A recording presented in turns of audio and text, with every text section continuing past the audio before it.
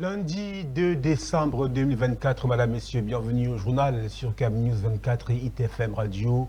Les titres: Journée mondiale de lutte contre le VIH-Sida, des actions de sensibilisation contre la maladie ont été menées à travers le pays. En prélude à la célébration de la dite journée le 1er décembre 2024, à Douala, les associations et les formations sanitaires se sont déployées sur le terrain à travers des activités sportives et des séances de dépistage. On aura donc les échos de l'ACDO et de Douala dans cette édition. L'économie numérique comme levier pour lutter contre le chômage des jeunes en Afrique, c'est l'axe de réflexion du séminaire de formation organisé par CIIAA, Crypto Investment in Africa, le samedi 30 novembre 2024 à Douala. Nos équipes étaient sur le terrain, le compte rendu dans ce journal. Voilà, madame, monsieur, pour les titres de cette édition. Réalisation Yves-Vincent Tadjoufou, assisté de Emmanuel Danra et Christian Ouré. Madame, monsieur, une fois de plus, bienvenue au journal sur CAB News 24 et ITFM Radio. Nous vous le disions en titre: Journée mondiale de lutte contre le VIH-Sida. Des actions de sensibilisation contre la maladie ont été menées à travers le pays.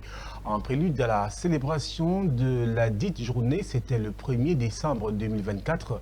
À Douala, les associations et les formations sanitaires se sont déployées sur le terrain à travers plusieurs activités sportives et également des séances de dépistage gratuits. Zobel Apolline Bon. C'est ici au quartier d'Edo, dans l'arrondissement de Douala 1er, que les jeunes bénévoles de l'organisation non gouvernementale Affirmative Action, engagés dans la lutte contre les infections sexuellement transmissibles, ont décidé de marcher ce samedi 30 novembre, invitant ainsi les populations à se faire dépister. Le message de cette dépiste est adressé à tout le monde, tout être humain qui est vivant. Ce message s'inscrit dans la stratégie 2030 de l'ONU-SIDA qui voudrait que nous ayons 95% de la population qui connaît son statut sérologique. Et le sommet de concentration de cette décision est dépisté.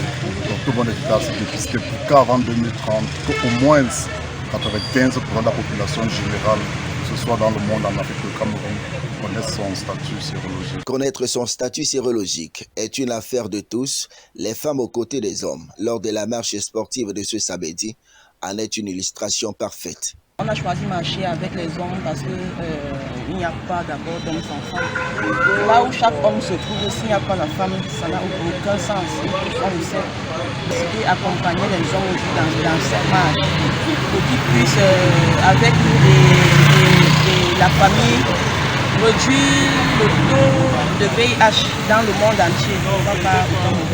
Autre lieu, autre activité, l'hôpital général de Douala, où l'on a assisté à une rencontre de football entre le personnel médical et les pères éducateurs. Au-delà du résultat et des récompenses qui en ont suivi, il était plus question de créer une saine émulation autour des mêmes objectifs, celui de la sensibilisation autour du VIH-Sida. L'idée en fait d'organiser ces activités, c'est vraiment le prélude, c'est encore alerter la sensibilisation concernant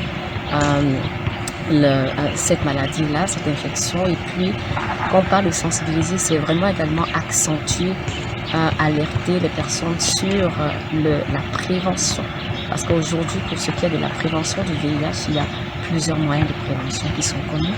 Donc, c'est vraiment encore rappeler aux uns et aux autres que même s'il y a un traitement aujourd'hui qui est accessible à tous, l'une des choses, l'un des points essentiels sur lesquels il faudrait vraiment accentuer, c'est la prévention. C'est un peu ça l'idée de ces activités. Dans la suite des activités relatives à la célébration de la Journée mondiale de lutte contre le VIH-Sida, l'hôpital général de Douala entend ouvrir ses portes aux populations jusqu'au 4 décembre prochain pour des dépistages gratuits et des causeries éducatives. Faire un entretien avec les personnes, s'assurer qu'elles comprennent tout ce qui est, tout ce que nous on appelle un peu le counseling, qu'elles acceptent en fait leur statut et ensuite elles vont entrer dans le circuit de prise en charge par le VIH. Aujourd'hui, vraiment, l'idée, c'est un traitement accessible, c'est une maladie comme une autre et c'est vraiment de réduire tout ce qui est stigmatisation liée au VIH. Donc, bien sûr, elles seront prises en charge au sein de la structure gratuite. La 37e édition de la Journée mondiale de lutte contre le VIH-Sida se célèbre cette année sous le thème suivant le chemin du droit. Les chiffres avancés, après des enquêtes de santé réalisées en 2018, présentent une certaine embellie dans la lutte contre la maladie au Cameroun, avec le taux de prévalence qui est passé de 5 à 2,7%. Mais des efforts restent encore à faire pour réduire de zéro cette pandémie mondiale. La journée internationale de lutte contre le VIH-Sida s'est donc célébrée le 1er décembre 2024 sous le thème évocateur « Suivant le chemin des droits », l'hôpital du district de Lac-d'Eau dans la région du Nord s'est mobilisé pour sensibiliser la population aux enjeux cruciaux liés à la santé des personnes vivant avec le VIH-Sida. Boubakari Adama. Ce dimanche 1er décembre 2024 marque la journée mondiale de lutte contre le VIH-Sida, placée sous le thème évocateur « Suivant le chemin des droits ». Nous sommes aujourd'hui à l'hôpital de district de Lac-d'Eau, précisément au sein de l'unité de prise en charge des personnes vivant avec le VIH-Sida. À cette occasion, plusieurs activités ont été minutieusement organisées. Des causeries éducatives ont eu lieu abordant des thématiques cruciales telles que les violences basées sur le genre et l'importance du port correct du préservatif. Des échanges visant à sensibiliser la population sur des enjeux fondamentaux en matière de santé publique. Les activités prévues dans le cadre du mois camerounais pour la lutte contre le VIH, nous avons d'abord commencé le 27 dans le centre promotionnel de la femme et de la famille. Nous avons mené des activités, les causeries éducatives, le port correct du préservatif. Nous avons aussi parlé de la violence basée sur le genre. On ne peut pas nous arrêter à ce niveau seulement, comme par exemple aujourd'hui nous sommes à l'hôpital de district pour le dépistage de quelques volontaires. Demain nous allons continuer dans certains établissements de la place. En parallèle, une campagne de dépistage s'est déroulée ce jour même sur l'esplanade de l'hôpital de district de Lac-d'Eau. Plus d'une cinquantaine de volontaires se sont mobilisés pour connaître leur statut sérologique. En effet, il est recommandé de se faire dépister tous les 3 mois afin d'assurer une détection précoce et un virus adéquat. La campagne à notre niveau, ça se passe bien, mais sinon on a des difficultés parce que beaucoup ne veulent pas se faire dépister. Je suis venu me faire dépister pour connaître mon statut sérologique parce qu'il est conseillé de le faire chaque 3 mois. L'objectif commun demeure clair. Cette journée mondiale de lutte contre le VIH-Sida sert d'appel à l'action pour préserver la santé de tous en protégeant les droits de chacun. L'équipe de l'unité de prise en charge sous la coordination vigilante de leur major et avec l'appui significatif du docteur Mouktar Daoudou, directeur de l'hôpital de district de Lac-d'Eau, s'est engagé pleinement dans ces activités. Leur détermination à sensibiliser et à protéger les droits des personnes vivant avec le VIH-Sida est exemplaire. Parlons de toute autre chose à présent, mais restons toujours dans la région du Nord et l'arrondissement de Lac-d'Eau avec le lancement des activités post-CPI scolaires qui a pris corps le 29 novembre 2024 au centre de promotion de la femme et de la famille à Lac-d'Eau dans la région du Nord. Un moment fort qui témoigne de l'engagement indéfectible envers l'épanouissement des femmes et la promotion des droits des enfants. Retour sur une journée riche en émotions, entre compétitions sportives, soirées culturelles et engagements communautaires avec Boubakari Adama une fois de plus. Vendredi mémorable, le centre de promotion de la femme et de la famille de Lac-d'Eau a officiellement lancé ses activités post-périscolaires. Une initiative louable visant à promouvoir l'épanouissement des jeunes et à renforcer les droits des femmes et des enfants dans la société. Les festivités ont débuté par un match palpitant de handball opposant le TIH niveau 1 au TIH niveau 2. Ce duel sportif, sous le regard attentif d'un public enthousiaste, s'est soldé par une victoire éclatante de TIH niveau 2 avec un score de 3-1. À 16h, les formateurs se sont confrontés aux adhérents du CPF. Ce duel amical a vu les formateurs s'imposer avec brio, confirmant ainsi leur maîtrise sur le terrain et leur engagement envers l'épanouissement des jeunes talents.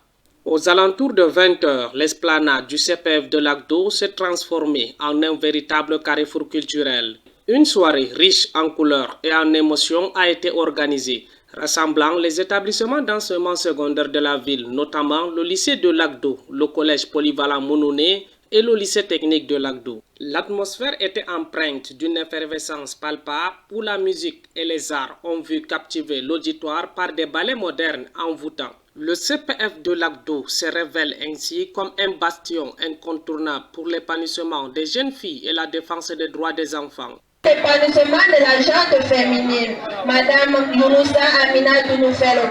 Son Excellence Madame Marie-Thérèse Abéné-Oundoua, en collaboration avec l'ONG Plan International, dans le cadre du projet Plan Progrès.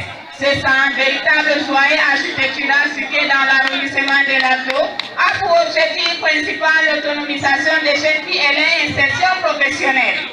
Dans une société où les violences basées sur le genre persistent encore, cet espace se veut être un refuge où l'éducation, la culture et le sport fusionnent harmonieusement pour favoriser une prise de conscience collective. Le lancement des activités post-périscolaires au CPF de Lagdo n'est pas seulement une célébration d'initiatives éducatives, c'est également une affirmation claire que chaque enfant mérite un avenir radieux, libre de toute forme de violence, et ensemble bâtir un avenir meilleur pour les jeunes. Le CPF de Lagdo a été inauguré depuis février 2023 par son Excellence Marie-Thérèse Abéné-Oundoua, ministre de promotion de la femme et de la famille. Ce joyau architectural est piloté depuis cette date par M. Amadiko Alidou, le directeur.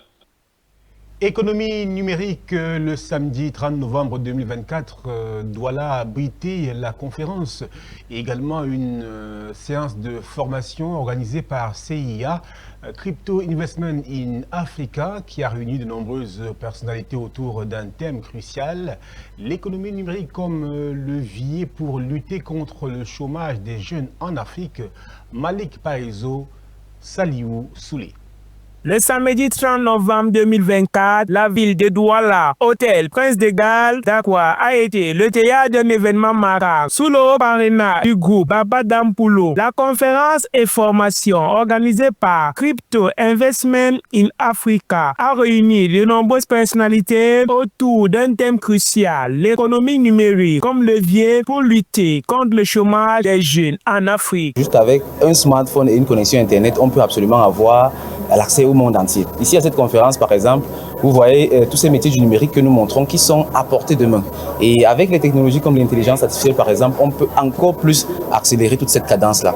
Nous avons vu ce que les Chinois ont fait, ce que les Indiens ont fait pour rattraper le retard qu'ils avaient sur les Américains et sur les Européens. Aujourd'hui, avec le numérique, nous pouvons faire encore mieux. Parce que quand quelqu'un a un smartphone et une connexion Internet, il a le même niveau de connaissance que tous les grands scientifiques qui existaient dans le monde entier. Cette initiative a attiré un large public avec la présence de représentants du gouverneur de la région du littoral, de chefs traditionnels et de directeurs d'entreprises, tous unis par un objectif commun, explorer les opportunités offertes par le numérique pour favoriser l'employabilité des jeunes. C'est une initiative formidable simplement. Vous voyez, on montre aux enfants, parce que nous avons un problème sérieux de chômage que nous devons combattre. Et ici, quand vous suivez cette formation, à partir de votre maison, vous avez un téléphone, vous avez un peu d'unité et vous vous lancez dans le commerce et vous gagnez votre vie sans toutefois trop dépenser de l'argent. Le point d'orgue de cette journée a été la présentation du coach Zangue Nelson qui a partagé avec enthousiasme plusieurs techniques et stratégies sur les sujets variés tels que la crypto-monnaie, le community management, la vente digitale, l'art oratoire et le marketing. Son intervention a suscité un vif intérêt et a permis aux participants d'acquérir des compétences pratiques directement applicables dans le monde professionnel. Intéressant parce que nous tous aujourd'hui nous savons que pour réussir, c'est bien de faire dans l'entrepreneuriat. Et je pense que le marketing de réseau nous aide à se lancer avec presque rien. Donc c'est un avantage, c'est un grand atout. Dans un Cameroun où tout le monde essaye de s'en sortir, je pense que c'est un plus pour nous, la jeunesse en particulier. Cet événement a non seulement permis de sensibiliser les jeunes aux enjeux de l'économie numérique, mais aussi de leur fournir des outils concrets pour s'engager activement dans cette dynamique. L'avenir semble prometteur pour ceux qui choisissent de s'orienter vers le numérique, une voie qui pourrait être la clé pour réduire le chômage des jeunes sur le continent africain. De la culture dans ce journal avec le quartier Bois des Singes qui a vibré le 1er décembre 2024 à Douala à l'occasion de la cérémonie d'installation officielle de Sa Majesté Amadjouda Aman en qualité de directeur général national chargé de la culture et de la chefferie du Cameroun au sein de l'Antrassa. Malik Paezo. Installation de Sa Majesté Amadjouda Aman en tant que directeur général national chargé de la culture et de la chefferie du Cameroun au sein d'Antrassa.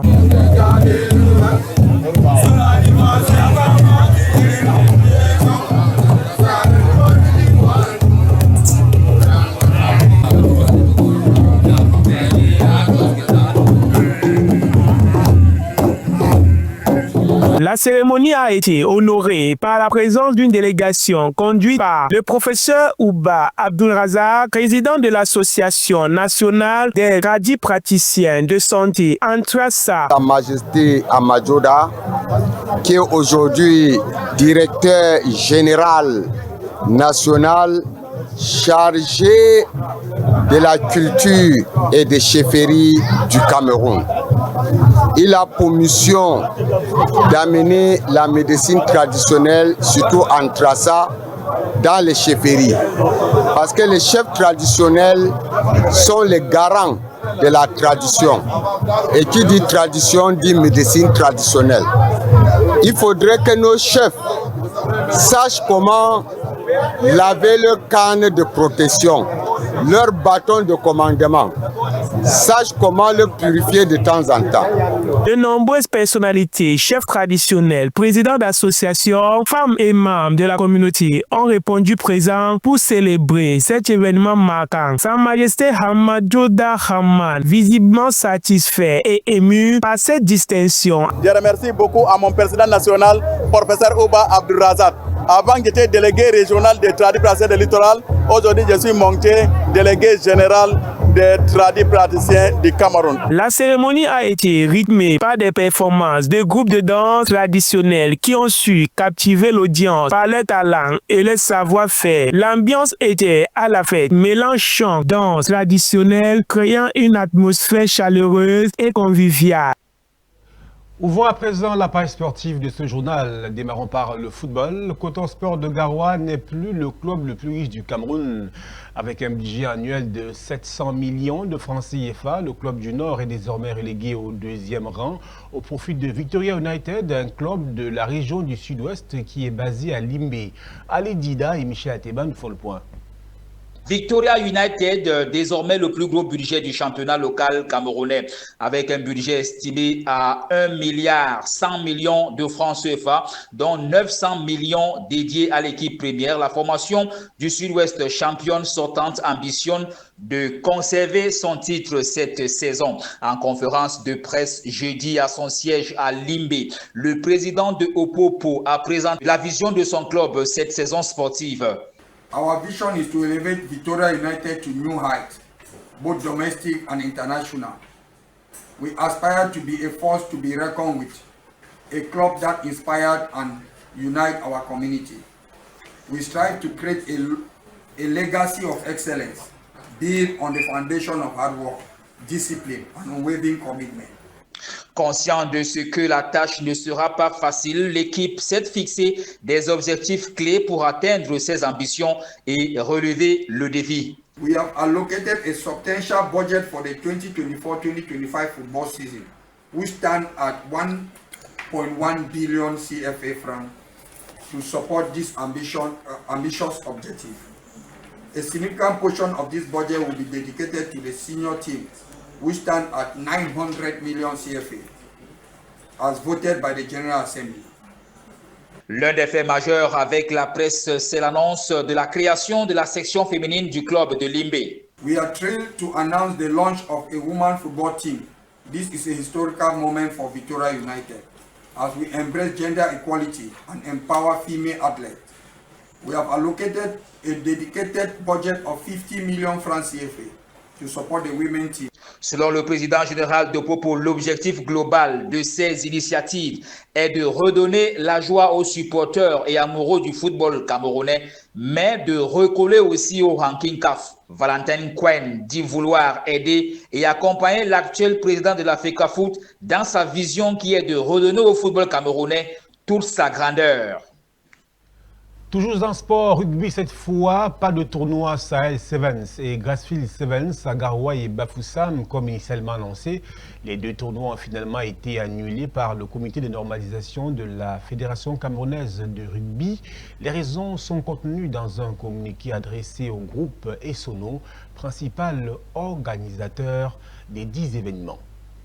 Initialement prévu le 30 novembre à Garoua et à Bafoussam, les tournois Sahel Sevens et Grassfield Sevens ont été annulés par le comité de normalisation de la Fédération camerounaise de rugby. Dans un communiqué signé de son président Félix Onana-Etundi, il est clairement mentionné dans le premier paragraphe que le groupe organisateur des deux tournois n'est pas affilié à la Fédération camerounaise de rugby.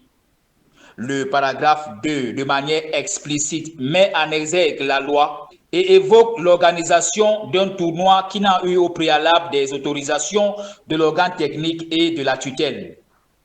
En conséquence, souligne le paragraphe 4, les 10 événements ont été formellement annulés. Cependant, dans un autre document signé le 12 novembre par le même président du comité de normalisation, l'on peut lire en objet que les deux tournois sont autorisés. D'ailleurs, le professeur Félix Onana-Etundi parle d'une parfaite collaboration entre le groupe Essono et le comité de normalisation. Malheureusement, le 30 novembre, les deux tournois, malgré les dispositions prises, ont été interdits de se jouer sur l'ensemble du territoire national. Les médias et les joueurs ont été surpris par cette annonce qui a jeté un coup de froid dans le camp des organisateurs. Toutefois, l'on a assisté au match d'exhibition à Yaoundé entre les clubs invités. Voilà, madame, monsieur, c'est la fin de ce journal sur CAMnews 24 et ITFM Radio. Première édition de la semaine de ce mois de décembre 2024. Restez en compagnie de nos programmes qui se poursuivent. Au revoir. Thank you.